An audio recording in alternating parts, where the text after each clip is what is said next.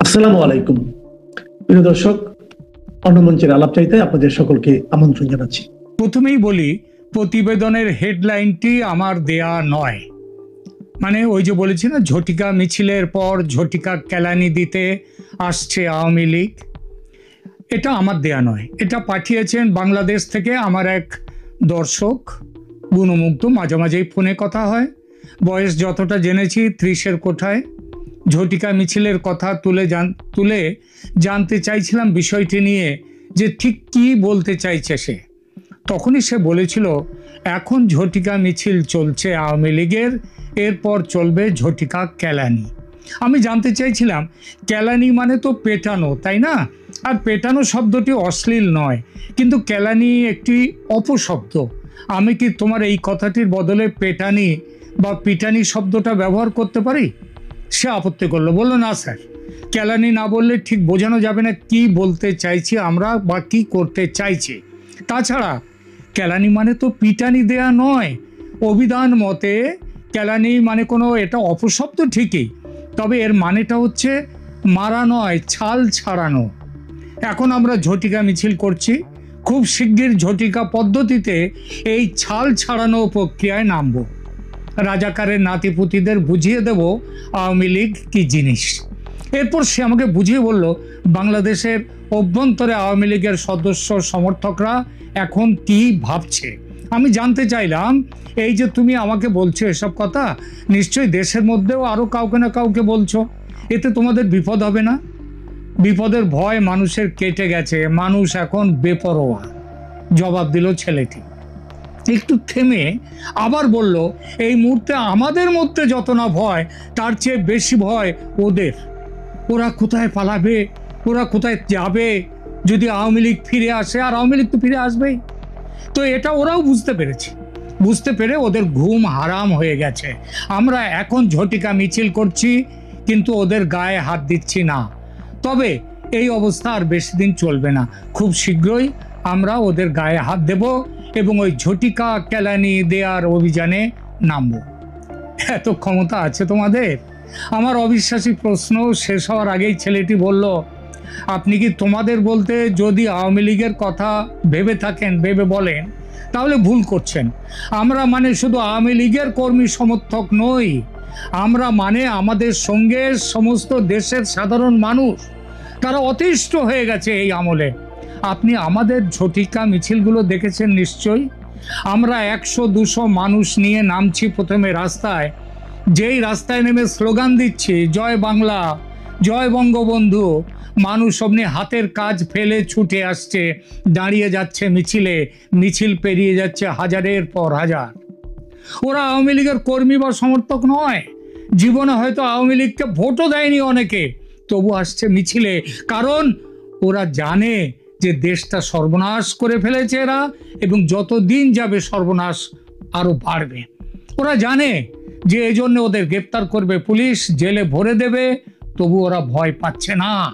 কি বলবেন এসব ঘটনাকে?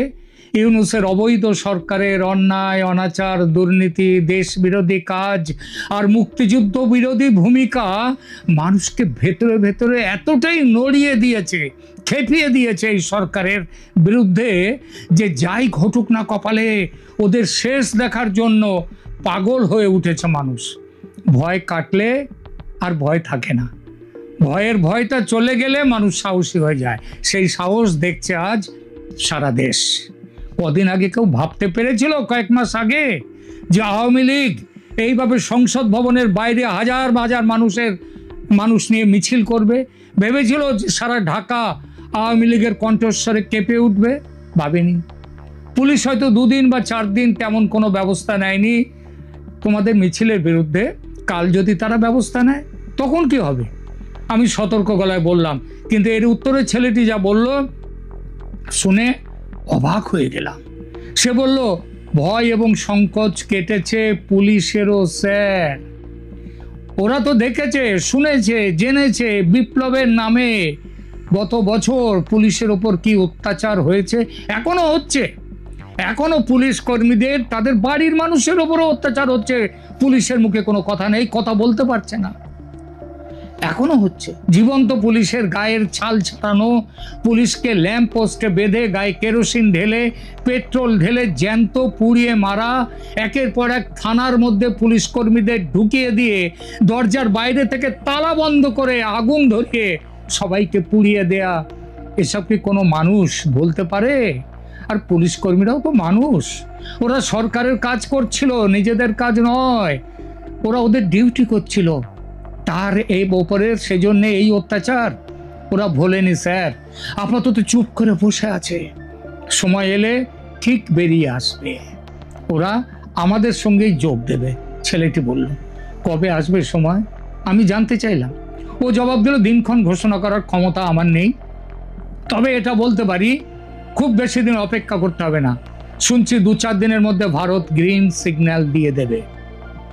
ভারত গ্রিন সিগন্যাল দিয়ে দেবে? কিসের গ্রিন সিগন্যাল? কথাটা লুফে নিলাম আমি। অ্যাকশনের। কেন, আপনি জানেন না স্যার কিছু?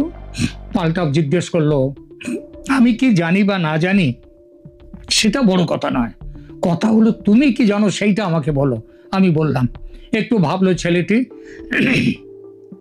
তারপর বলল, শুনছি ভারত 2টো অপশন দিয়েছে সেনাপ্রধান ওয়াকারুজ্জামানকে। একটা অপশন হলো আওয়ামী লীগকে নিয়ে ফ্রি, ফেয়ার অ্যান্ড ইনক্লুসিভ ইলেকশনের ব্যবস্থা করো, অথবা তৈরি হও গৃহযুদ্ধের জন্য। ইলেকশন হলে ইলেকশন হবে আওয়ামী লীগকে নিয়ে, নইলে ইলেকশনও হবে না, এবং তৈরি হও গৃহযুদ্ধের জন্য। গৃহযুদ্ধ? কার সঙ্গে কার, কিংবা কাদের সঙ্গে কাদের? আমি প্রশ্ন করলাম।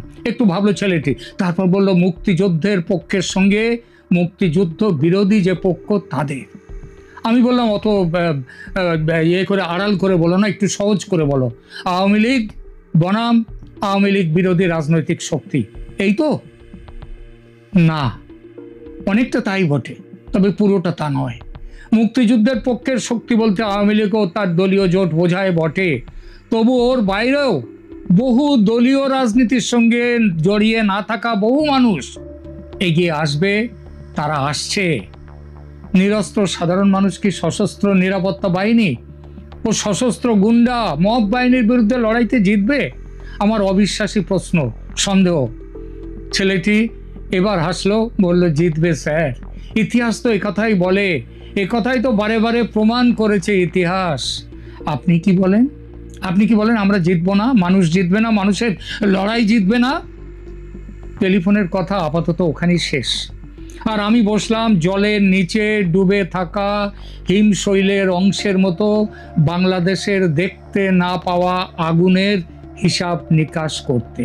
যে আগুন দেখা যাচ্ছে না চোখে, কিন্তু ভেতরে ভেতরে খাক করে দিচ্ছে, জ্বলছে দাউ দাউ করে। সেই বনে নয়, বনের আগুন নয়, এটা মনের আগুন।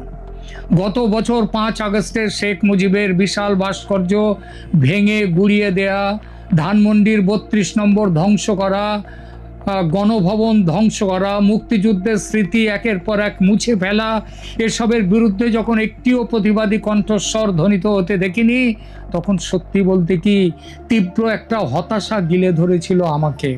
মনে হচ্ছিল এত শক্তিশালী, এত ঐতিহ্যশালী আওয়ামী লীগের কর্মী সমর্থকরা কি কর্পূরের মতো উধাও হয়ে গেল।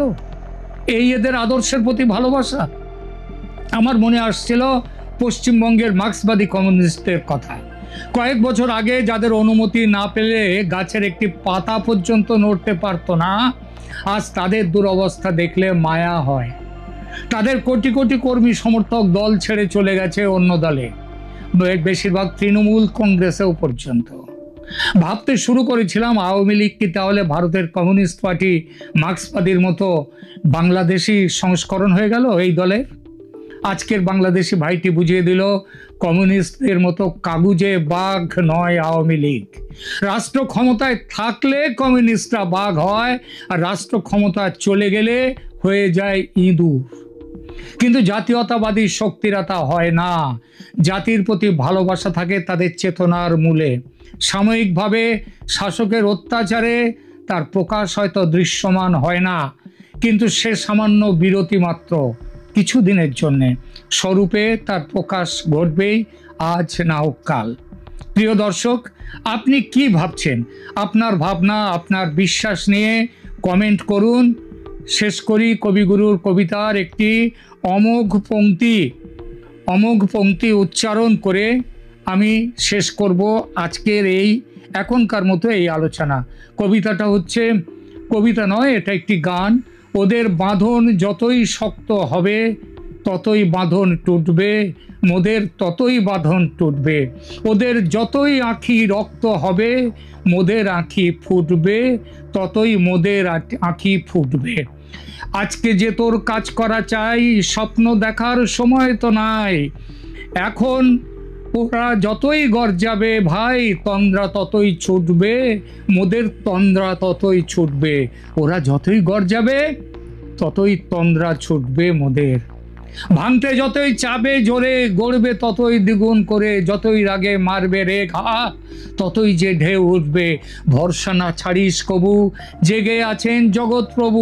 ধর্ম যতই দলবে ততই ধুলায় ধ্বজা লুটবে, ওদের ধুলায় এই ধ্বজা মুহূর্তে লুটবে। আপনাদের সামনে কথা বলতে এসছি এবার কি ভারত যুক্তরাষ্ট্র সম্পর্ক উন্নয়নের পথে, এই প্রসঙ্গটা নিয়ে আপনাদের সামনে কথা বলবো।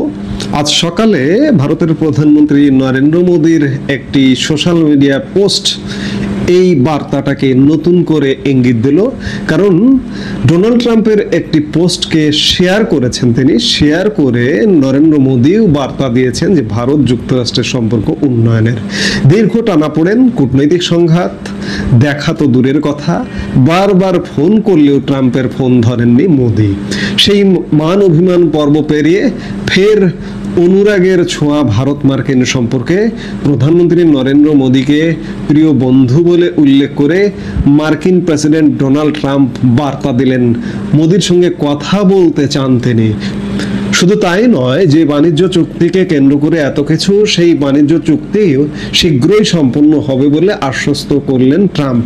প্রত্যুত্তরে মোদী জানালেন ট্রাম্পের সঙ্গে কথা বলতে অধীর আগ্রহে অপেক্ষায় আছে। এগুলো ডোনাল্ড ট্রাম্পের পোস্ট। ডোনাল্ড ট্রাম্প প্রথমে ট্রুথ সোশ্যালে পোস্ট দিয়েছেন, তার সোশ্যাল মিডিয়ায় পোস্ট দিয়েছেন, অতঃপর নরেন্দ্র মোদী ডোনাল্ড ট্রাম্পের পোস্ট শেয়ার করে আজ সকালে বার্তা দিয়েছেন। তার নিজস্ব সোশ্যাল মিডিয়া অ্যাকাউন্ট ট্রুথ সোশ্যালে তিনি লেখেন, অত্যন্ত আনন্দের সঙ্গে ঘোষণা করছি, দীর্ঘ বাণিজ্য জট ছাড়াতে দুই মহান দেশ ভারত ও আমেরিকার মধ্যে আলোচনা চলছে। আমার প্রিয় বন্ধু প্রধানমন্ত্রী মোদীর সঙ্গে কথা বলতে আগ্রহী। আমার বিশ্বাস দুই মহান দেশের এই আলোচনা শীঘ্রই সমস্ত বাধা পেরিয়ে চূড়ান্ত সমাধানে পৌঁছবে।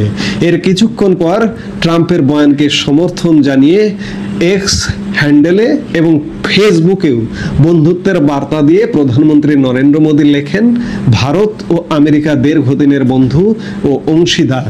আমি নিশ্চিত আমাদের বাণিজ্য চুক্তি সংক্রান্ত আলোচনা ভারত মার্কিন অংশীদারত্বের ওপর সম্ভাবনার পথ খুলে দেবে।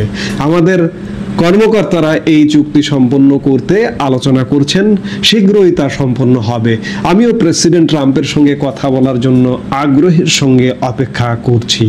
আমরা আমাদের দেশের জনগণের উজ্জ্বল ভবিষ্যৎ নিশ্চিত করতে একজোট হয়ে কাজ করব। ট্রাম্পের অন্যায্য দাবির কাছে মাথা নত না করায় বাণিজ্য চুক্তি হয়নি দুই দেশের। তার উপর রুশ তেল কেনায় ভারতের উপর রীতিমতো দাদাগিরি শুরু করে আমেরিকা, চাপানো হয় 50% শুল্ক। বাণিজ্য চুক্তির কোনো অগ্রগতি না হলে শুল্ক নিয়ে ভারতের সঙ্গে কোনো আলোচনা করবেন না বলে জানায় হোয়াইট হাউস। পরিস্থিতি যে পথে এগুচ্ছিল তাতে মনে করা হচ্ছিল ভারত মার্কিন সম্পর্ক এবার উল্টো পথেই বইবে। বন্ধুর সঙ্গে ঝগড়ার পর মোদির চীন সফর ও ভারত রুশ চীন ব্লকের সম্ভাবনা জোরালো করে। এই বিষয়ে ট্রাম্প সোশ্যাল মিডিয়ায় লিখেছিলেন যে চীনের অন্ধকারে ভারতকে হারিয়ে ফেলছেন তিনি। অবশেষে একটা বড় গোলযোগ টের পেয়ে ট্রাম্প কি ভুল পাল্টালেন? ভারতকে অন্ধকারে হারিয়ে ফেলার ঘণ্টাখানেক পরেই ফের ট্রাম্প বন্ধুত্বের হাত বাড়ান। ট্রাম্পের বিবৃতির পাল্টা সদর্থক বার্তা দেন মোদিও, তৈরি হয় নয়া সম্ভাবনা। এরপর যে ঘটনাকে কেন্দ্র করে সমস্ত কিছুর সূত্রপাত, সেই বাণিজ্য চুক্তি নিয়ে নতুন করে আলোচনা ও পুরনো বন্ধুত্ব ঝালিয়ে নিতে নতুন করে বার্তা এলো ট্রাম্পের তরফ থেকে। অতীতে ট্রাম্পের ফোন ধরা বন্ধ করে দিলেও এবার ট্রাম্পের পক্ষে কথা বললেন প্রধানমন্ত্রী নরেন্দ্র মোদী। তাহলে কি বিশ্ব রাজনীতি কোন দিকে যাচ্ছে, ভারত যুক্তরাষ্ট্র সম্পর্ক কি উন্নয়ন হচ্ছে, এবং ভারতের উপর মার্কিন যুক্তরাষ্ট্রের যে বর্ধিত শুল্ক সেটি কি লোপ পাচ্ছে। নানান ঘটনা সামনে আসছে। এখন দেখার বিষয় যে কি হতে যাচ্ছে। যেহেতু দুপক্ষের সুর নরম, ট্রাম্প প্রথমে পোস্ট করলেন, সেই পোস্ট নরেন্দ্র মোদী শেয়ার করলেন। এখন দেখার বিষয় যে আমাদের এই অঞ্চলের সাথে মার্কিন যুক্তরাষ্ট্রের ভূমিকা কিংবা ভারতের সাথে মার্কিন যুক্তরাষ্ট্রের সম্পর্কটা কি হতে যাচ্ছে। আমরা নিশ্চয়ই শীঘ্রই সেই সম্পর্কটার চূড়ান্ত ফলাফল দেখতে পাবো। সে পর্যন্ত সবাই ভালো থাকুন।